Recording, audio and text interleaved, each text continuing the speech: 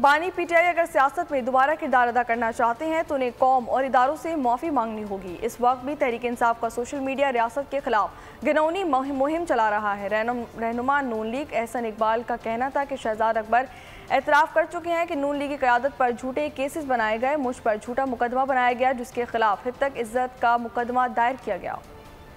یہ نوجوان اگر صحیح سکل سیکھ لیں تو یہ آن لائن جا کر ارب پتی کروڑ پتی بن سکتے ہیں، بجائے یہ کہ وہ آن لائن جا کے صرف اپنے مخالفین کی ٹرولنگ کریں، گالی گلوچ کریں، اپنے ملک کے ریاست کے اداروں کے خلاف مہم چلائیں۔ تو ہمیں ایک پازیٹیو سمت میں اب پاکستان کے وقار کو، پاکستان کی معیشت کو مضبوط کرنا ہے۔ تو یہ بھی ایک بہت بڑی ہمیں کامیابی حاصل ہوئی ہے۔ شہزاد اکبر صاحب جو اکاؤنٹیبلٹی زار تھے پی ٹی آئی حکومت کے، وہ فرماتے ہیں کہ ہم نے مسلم لیگ نون کے لیڈرز پہ جھوٹے مقدمے بنائے۔ پچھلی حکومت کے وزیر نے سی پیک کے منصوبے پر، ملتان سکھر موٹر وے کے منصوبے پر مجھ پر 70 ارب روپیہ چین کو الزام لگایا کہ انہوں نے مجھے کک بیک دیے اس منصوبے کے اندر۔ سبسکرائب کریں اور بیل دبائیں تاکہ کوئی خبر رہ نہ جائے۔